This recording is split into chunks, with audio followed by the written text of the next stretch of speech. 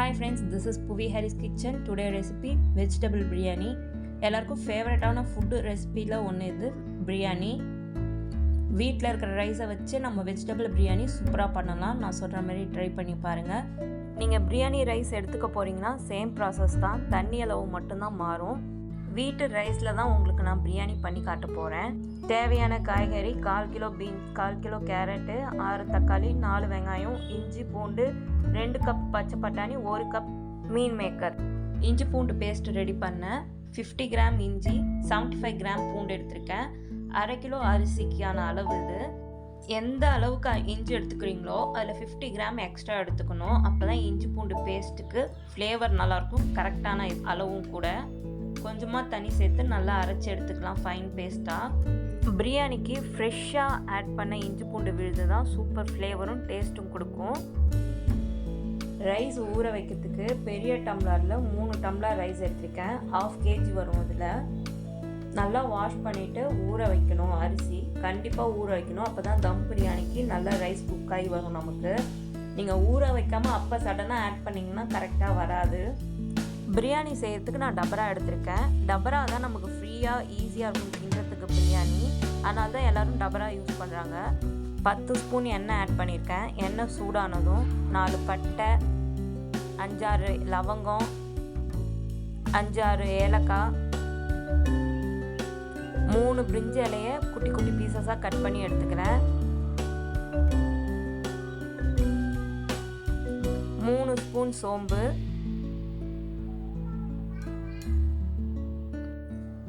சோம்பு சேர்த்த உடனே பொடிசாக நறுக்கின வெங்காயம் சேர்த்து லைட் கோல்டன் கலர் வர வரையும் வதக்கணும். ஃபுல் கோல்டன் கலர் வரக்கூடாது, லைட்டாக கலர் மாறினதும் இஞ்சி பூண்டு விழுது நம்ம ஆட் பண்ணணும். லைட் கோல்டன் கலர் வந்ததும் இஞ்சி பூண்டு பேஸ்ட்டை ஆட் பண்ணுங்கள். ஃப்ரெஷ்ஷாக யூஸ் பண்ணால் நல்ல டேஸ்ட்டும் ஃப்ளேவரும் கொடுக்கும். பிரியாணியில் ஸ்பைசஸ் ஆட் பண்ணனால செரிக்கிறதுக்கு ஈஸியாக இருக்கும். இஞ்சி பூண்டு நல்லா குக் ஆனதும் இந்த மாதிரி எண்ணெய் மேலே வரும். அந்த ஸ்டேஜில் பொடிசாக நறுக்கினா தக்காளியை சேர்த்துக்கலாம். 4 வெங்காயம் எடுத்திருந்தா 2 தக்காளி எக்ஸ்ட்ரா எடுத்துக்கணும். இப்போ 6 தக்காளி எடுத்துக்கணும். அதை மாதிரி வெஜிடபிள் காம்பினேஷனை பார்த்து எடுத்துக்கோங்க. 3 ஸ்பூன் உப்பு, 1 டீஸ்பூன் மஞ்சள்தூள் சேர்த்து நல்லா குக் பண்ணுங்கள்.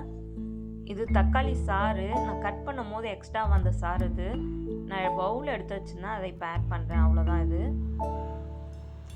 நம்ம உப்பு ஆட் பண்ணால் தான் நல்லா ஜூஸியாக வரும் தக்காளி, அதுக்காக தான் இப்போ உப்பு ஆட் பண்ணுறது. நம்ம தக்காளி நல்லா குக் ஆகிட்டு இதை மாதிரி கிரேவி ஸ்டேஜ் கிடைக்கும். நமக்கு 7 மினிட்ஸ் டைம் எடுத்துக்கும். இந்த ஸ்டேஜில் நம்ம மசாலா ஆட் பண்ணணும். நான் காஷ்மீர் சில்லி பவுடர் 4 ஸ்பூன் எடுத்திருக்கேன். நீங்கள் வீட்டு தனி மிளகாத்தூளாக இருந்ததுன்னா 3 ஸ்பூன் எடுத்துக்கோங்க. அதில் காரம் அதிகமாக இருக்கும், இதில் காரம் இருக்காது, அதனால தான் 4 ஆட் பண்ணியிருக்கேன். மல்லித்தூள் 5 ஸ்பூன், கரம் மசாலா 4 ஸ்பூன். எல்லாத்தையும் நல்லா மிக்ஸ் பண்ணி குக் பண்ணலாம். 2 நிமிஷத்துக்கு நல்லா குக் ஆகட்டும். மசாலா ஃப்ளேவர்லாம் தக்காளியில் ஏறட்டும். மசாலாலாம் குக் ஆனவுடனே எண்ணெய் மேலே தெரியும். அந்த ஸ்டேஜில் பொடிசாக நறுக்கின பீன்ஸ், கேரட், 2 கப் எடுத்து வச்சுருந்த பச்சை பட்டாணி, 1 கப் மீன் மேக்கர். மீன் மேக்கரை அதிகமாக எடுத்துக்க வேணாம், நல்லதில்லை.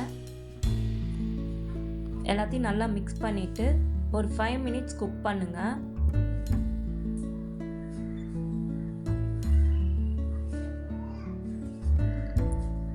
ஃபைவ் மினிட்ஸ் ஆனதும் 1/2 கை புதினா, 2 ஸ்பூன் தயிர். தயிர் பிடிக்காதவங்க ஸ்கிப் பண்ணிக்கலாம், டேஸ்ட்டு நல்லா தான் இருக்கும். இது நல்ல டேஸ்ட்டும் ஃப்ளேவரும் கொடுக்கும். அதே சமயத்தில் புதினா நமக்கு ரொம்ப நல்லது உடம்புக்கு. எல்லாத்தையும் நல்லா மிக்ஸ் பண்ணி 1 மினிட் குக் பண்ணுங்கள். இப்போ நம்ம தண்ணி சேர்த்துக்கலாம். பாஸ்மதி ரைஸாக இருந்தால் 1 டம்ளருக்கு 1.5 டம்ளர் தண்ணி எடுத்துக்கணும். வீட்டு ரைஸாக இருந்தால் 1 டம்ளருக்கு 2 டம்ளர் தண்ணி எடுத்துக்கணும். இதுதான் தண்ணி அளவு. 3 டம்ளர் வீட்டு ரைஸ் எடுத்திருந்தேன், 6 டம்ளர் தண்ணி சேர்த்துக்கிறேன். நீங்கள் பாஸ்மதி ரைஸாக இருந்ததுன்னா 1 டம்ளருக்கு 1.5 டம்ளர் தண்ணி கணக்கு. நமக்கு நல்லா கொதிக்கிற டைமில் தான் அரிசி ஆட் பண்ணணும், அதுக்கு முன்னாடியே ஆட் பண்ணிடாதீங்க. இந்த ஸ்டேஜில் உப்பு காரம்லாம் கரெக்டாக இருக்கான்னு செக் பண்ணிக்கோங்க. ஒரு டைம் ரைஸையும் போட்டுட்டு உப்பு காரம் கரெக்டாக இருக்கான்னு செக் பண்ணிக்கோங்க. நல்லா மிக்ஸ் பண்ணிவிட்டு குக் பண்ணுங்க. நமக்கு ரைஸ்லாம் நல்லா குக் ஆகிட்டு வரட்டும். அடி பிடிக்காமல் அப்பப்போ பார்த்துக்கோங்க, அடி பிடிக்கும் இதுக்கு மேலே. நமக்கு ரைஸ் நல்லா குக் ஆகிட்டு வந்திருக்கு. இப்போது இன்னும் நல்லா குக் ஆனதும் இதை மாதிரி நமக்கு கிடைக்கும். இந்த ஸ்டேஜில் எல்லாத்தையும் ஈக்குவலாக ஸ்ப்ரெட் பண்ணி விட்டுட்டு மூடி போட்டு தம் பண்ணலாம். நான் லோ ஃப்ளேமில் வச்சு 15 மினிட்ஸ் தம் பண்ணுறேன். தம் ஆகும்போது நடுவில் 2 தடவை ஓப்பன் பண்ணி மிக்ஸ் பண்ணி விடுங்க, அப்போ தான் அடி பிடிக்காமல் இருக்கும். இப்போ நமக்கு 15 மினிட்ஸ் ஆயிடுச்சு. எப்படி வந்திருக்குன்னு பார்க்கலாம். ரைஸ் எல்லாம் நல்லா குக் ஆகிடுச்சு. இப்போ ரைஸ் எல்லாத்தையும் நல்லா மிக்ஸ் பண்ணலாம். எனக்கு அடியே பிடிக்கல ரைஸு. நான் சொன்ன மாதிரி ட்ரை பண்ணிங்கன்னா கண்டிப்பாக அடி பிடிக்காது. நான் வீட்டு ரைஸ் தான் எடுத்திருக்கேன். எந்த அளவுக்கு சூப்பராக வந்திருக்கு பாருங்கள் பிரியாணி. இப்போ இன்னொரு தடவை தம் பண்ணுறதுக்கு நம்ம ரைஸ் எல்லாம் ஃபுல்லாக ஸ்ப்ரெட் பண்ணி விடலாம் ஈக்குவலாக. ஒரு கையளவுக்கு புதினா சேர்த்து நான் மூடி போட்டு மூட போகிறேன்.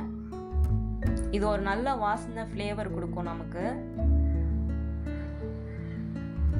மூடி போட்டு மூடிட்டு வெயிட்டு தண்ணியை தூக்கி மேலே வைக்கிறேன். ஸ்டவ் ஆஃப் பண்ணிட்டு தான் தம் பண்ணுறேன் லாஸ்ட்டாக. 10 மினிட்ஸ்க்கு அப்புறம் பார்த்தா சூப்பராக நமக்கு தம் ஆகி பிரியாணி ரெடி ஆகிருக்கும் நமக்கு.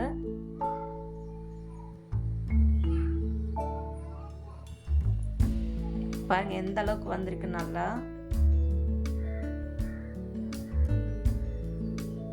நான் சொன்ன மாதிரி கண்டிப்பாக ட்ரை பண்ணி பாருங்கள் ஃப்ரெண்ட்ஸ். உங்களுக்கு சூப்பராக பிரியாணி வந்திருக்கும். கடையில் இருக்கிற மாதிரியே டேஸ்ட் இருக்கும். என்னோடய வீடியோ உங்களுக்கு பிடிச்சிருந்தா மறக்காமல் சப்ஸ்கிரைப் பண்ணுங்கள், ஷேர் பண்ணுங்கள். பெல் ஐக்கானில் ஆளுங்கிற பட்டனை டச் பண்ணுங்கள். அப்போ தான் நான் போடுற வீடியோ உங்களுக்கு ஒன்று கிடைக்கும்.